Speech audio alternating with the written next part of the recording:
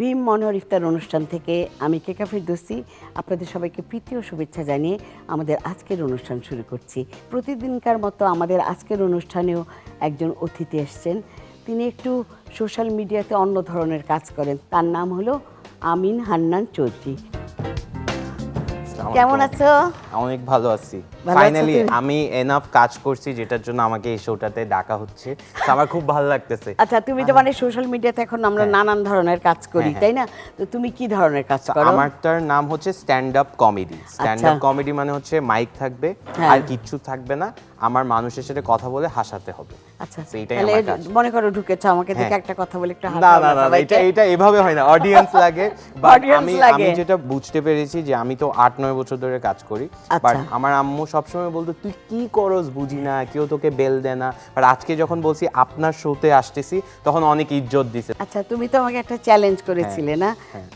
সেই চ্যালেঞ্জটা আমি অ্যাকসেপ্ট করেছি। আমি এক্সাইটেড দেখি আপনি কি বানাতে পারেন আমার চ্যালেঞ্জে। আজকে তোমার জন্য এমন একটা খাবার রান্না করে দেখাবো। খাবারটার নাম হলো ডাক বাংলো চিকেন। ডাক বাংলো চিকেন। তাহলে রান্নাটা শুরু করে দেই। চুলাটা জ্বালিয়ে দেই প্রথমে। যেটা ট্রেডিশনাল রান্না আমরা সরষের তেল দিয়ে করি, ওকে ওকে, হ্যাঁ সেটাই ভালো হবে, তাই না? আমরা দেশি মুরগি রান্না করব আজকে, ঠিক আছে? এখন এখানে আদা রসুন পেঁয়াজ বাটা আছে। একটা মুরগির জন্য আমি 4 টেবিল চামচ আদা রসুন পেঁয়াজ বাটা দিয়ে দিলাম। আপনার কিচেনটা অনেক সুন্দর। আমি সব সময় ভাবতাম যে এত সুন্দর কিচেন কিভাবে মেইনটেইন করে না, এখন এসে বুঝতেছি। তুমি এখন নাড়া দিতে পারো, আজকে তোমাকে একটু রান্নাও শিখিয়ে দিই। হ্যাঁ হ্যাঁ, এটা দেখলে আম্মু সমস্যা হবে, আমাকে আবার কিচেনে বসাই দিবে। ওকে, এলাচি দিয়ে দিলাম, লং দিয়ে দিলাম, তেজপাতা দিয়ে দিই 2-3টা। এর মধ্যে আমরা জিরার গুঁড়া দিচ্ছি 4 চামচের 1.5 চামচ। এখানে তো আমার কন্ট্রিবিউশনটা খুব ইম্পর্টেন্ট। আমি যদি না নাড়াতাম তাহলে তো আসলে হতো না, হ্যাঁ রান্নাই হতো না আজকে। আচ্ছা, কোনো এরকম আপনার শোতে গেস্ট আসে যে গেস্টের জন্য রান্নাটা বাজে হয়ে গেছে, এরকম হয়? না, গেস্টদের রান্না করতে দিলে অনেক সময় বাজে হয়, সেজন্য আর আমরা এখন গেস্টদের দিয়ে রান্না করাই না। ও, গেস্টদেরকে ওই রিস্কটাই নেন না। কাটলেটকে চপ বানাই, চপকে কাটলেট বানাই, শেপ তো আলাদা, এরকম হয়। এই যে একটা দেশি মুরগি নরমাল কেটে রেখেছি। ভালোই তো নাড়াদাটা দিতে পারো। হ্যাঁ পারি। আমার ভয়টাই হচ্ছে আম্মু তো এই শোটা দেখবেই, আম্মু বলবে যে তুই তো ঠিকই পারোস, বাসায় নাটকগুলো কেন করস। নতুন আলু দিচ্ছি, হ্যাঁ দিয়ে দিচ্ছি, কারণ আলুটা সিদ্ধ হতে হবে। এখন এই জালে এটা হবে। আমরা চলো এখন একটু খেলাধুলা করি। চলেন এই পাশে চলে আসি আমরা। এখানে একটা হুইল আছে, চলো এটা ঘোরাবো। ওকে, অনেকগুলো অপশন আছে। তুমি কোনটা মনে মনে একটা ধরো, ঘোরাও। হ্যাঁ,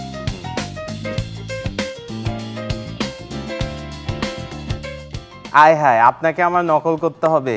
আমরা চলো কিচেনে যেই নকল করি। হ্যাঁ চলেন, সব কাজ কিচেনে আমাদের, ঠিক আছে?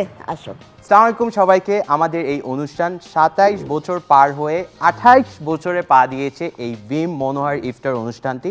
আমি কেকা ফেরদৌসী, এবং এত বছর ধরে এত গেস্ট এনেছি, কোনোদিন মনে হয় নাই যে আমরা শোটাতে ভালো গেস্ট পাচ্ছি না। আজকে প্রথমবার মনে হচ্ছে, কারণ এই গেস্টটার না আছে কোনো ট্যালেন্ট, না ইন্ডাস্ট্রিতে কোনো ইম্প্যাক্ট, শুধুমাত্র উনার টাকা আর ফেসবুক ফলোয়ারের জন্য আমাদের এখানে এসেছে। Please welcome Amin Hannan. Thank you আমাকে এত কিছু বলার জন্য। আমি হচ্ছে এই ইন্ট্রোডাকশনটা আপনার দেওয়া উচিত ছিল আমার কাছে। খুব ভালো হয়েছে। এখন দেখো একটু চিকেনের চেহারাটা দেখো। ও, আর একটু পর আরো সুন্দর হয়ে যাবে, কালারটা চলে আসছে। আমাকে একটা জিনিস বলেন, আপনি তো এই অনুষ্ঠানটা অলমোস্ট কত 28 বছর বললেন? 28 বছরে পা দিয়েছে। আপনি একদম টিভি থেকে শুরু করে একদম ইন্টারনেটে, সোশ্যাল মিডিয়া, ইন্টারনেটে আপনি মিমস দেখেন, আপনাকে নিয়ে যে মিমগুলা বানানো হয়? হ্যাঁ হ্যাঁ, যা যা বানায়, মানে যখন সময় থাকে একটু পড়ি, বাট তুমি তো পড়ো, অনেক কিছু বলে। এখনো নুডলস বানাচ্ছে আমাকে দিয়ে। আমি 8 বছর ধরে নুডলস রান্না করি না। 8 বছর ধরে? নুডলসের অন্য প্রোগ্রাম ছিল, 3 বছর করে এসেছি, সেটা অন্য কথা।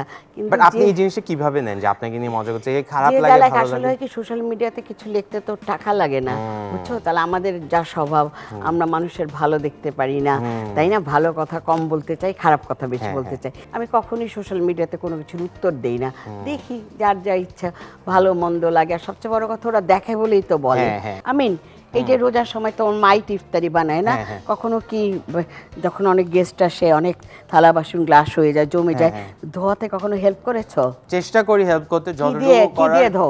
আমি তো ভিম ভিম ছাড়া কি লিকুইড হবে? দিয়ে। হ্যাঁ, কিন্তু তাহলে আমি আসলে তুমি এক কাজ করো, আজকে যাওয়ার সময় হ্যাঁ। ই করো, 10 টাকার একটা প্যাক পাওয়া যায়, ওটা হ্যাঁ। দিয়ে প্রায় 100টা গ্লাস ধোয়া যায়। ও। খুব সুন্দর প্যাক, ওই প্যাকটা কিনে নিয়ে ঠিক যায়, আছে। কালকে কাউকে দাওয়াত দিও, 100টা গ্লাস ধুয়ে ফেলে আম্মু ঝকঝকে খুশি হয়ে করে। যাবে। আম্মু আপনি খুশি হয়ে যেভাবে যাবে। বলা শুরু করছেন আমি মনে করছি আজকে যাওয়ার সময় আমাকে প্লেটগুলো ধুইতে বলবেন। ভাগ্যিস আচ্ছা, আপনি বলছেন তুমি কালকের ধোবা, কথা। হ্যাঁ। হ্যাঁ। এখন আমরা আবার নাড়া দেই, হ্যাঁ হ্যাঁ, হ্যাঁ। দেখি, বেরেস্তা দিলাম, হ্যাঁ, ও ওকে। এটা এখন কালারটা দিয়ে আরো দিন, না? সুন্দর হবে, হ্যাঁ যার ভাগ্যে ধরেন এই যে এই মুরগির পিসটা পড়বে, হ্যাঁ। ওই এনাফ মাংস নাই এই মুরগিটা, এটা বড় মুরগির পিস হইলে ভালো। আমরা কি তখনকার দিনে যে রান্না করতো, হ্যাঁ, হ্যাঁ, হ্যাঁ। যেহেতু দেশি মুরগি, সেজন্য দেশি আজকে মুরগি। একটা দেশি আমার মুরগি দেশি মুরগি খাইতে এই জন্যই খারাপ লাগে, এনাফ মাংস পাওয়া যায় না, শুধু হাড্ডি থাকে।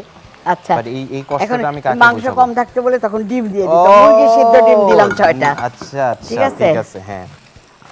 এখন ওকে, আমরা পানি ঝোল কেন দিয়ে দেব, দিচ্ছি? ঝোল দিলাম, ও ঝোল। এটা থাক এখানে, দাও আমরা ঢেকে দেই। একটা আইটেমই, বাট আসলে একটা আইটেমের ভিতর আমরা 6টা। 3টা আইটেম করব, তিনটা হ্যাঁ। আইটেম। এখন দেখো হ্যাঁ, আর একটু। খুলে দিচ্ছি, আর একটু হতে হতে আমরা বাড়ি, হ্যাঁ। হ্যাঁ, ওকে। ডিমটাই প্রথমে উঠাই, হ্যাঁ। হ্যাঁ। এক ছোট ছোট ডিম তো একজন হয়তো 2টাই খেতে পারবে। ও ওকে, সো এটা এমন ভাবে সার্ভ করা। আর ঝোল তো লাগবেই। ঝোল ঝোল আচ্ছা, ছাড়া বাঙালি এটা ভাত রাখলাম, খেতেই পারে না। হ্যাঁ। মাঝে দেই চিকেনটা। তুমি যেটা বললে দেশি মুরগিতে, তবে দেশি মুরগির এই হাড়গুলা খেতে কিন্তু অনেক ভালো লাগে। হ্যাঁ হ্যাঁ, মজা আছে। হ্যাঁ। কিন্তু ধরেন সারাদিন কাজ করার পর যখন এতটুকু মাংস পাই, এটা একটু এই এটা যে একটু এখন ভালো ঠিক লাগে আছে, না। এখন এখন 3 ঠিক আছে। পিস হইলে ঠিক আছে। এখন দেখো কেমন লাগছে, সুন্দর। একটু পোলাওর উপরে একটু বেরেস্তা দিয়ে দেই। হ্যাঁ, এখন দেখো কেমন লাগছে, ধরো, Wow.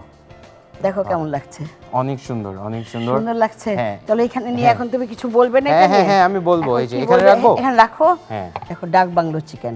অনেক সময় আপনারা যখন বাসায় মানুষকে দাওয়াত দেন, অনেক সময় ওরা 2-3 পিস মাংস বেশি নিয়ে ফেলে, ডিম বেশি নিয়ে ফেলে, খাওয়া শর্ট পড়ে। এই খাবারটা এভাবে সার্ভ করলে 2 পিস ডিম এটার বেশি নিতে পারবে না, 3 পিস মাংস এটার বেশি নিতে পারবে না। সো ও যাতে বুঝে যায় যে ওর খাওয়ার কতটুকু খাওয়া ওর জন্য মানে সম্ভব, ওইটা এক প্লেটে দিয়ে দিবেন। তাহলে চলো, আমরা তো অনেকক্ষণ তোমাকে দাঁড় করিয়ে রাখলাম, রান্না করালাম, অনেক কাজ করলে, তোমার কথা আরো কিছু শুনবো। হ্যাঁ, হ্যাঁ, চলো এখানে যে চলো। বসি। অনেক রান্না হলো আজকে। আমিন, ভীমের পক্ষ থেকে তোমার Oh, জন্য একটা wow. শুভেচ্ছা উপহার। Wow, thank you so much, thank you আচ্ছা। So much. যখন রোজা রাখবেন, ইফতার করবেন, সবাইকে একসাথে নিয়ে করবেন, আশেপাশে যত মানুষ আছে।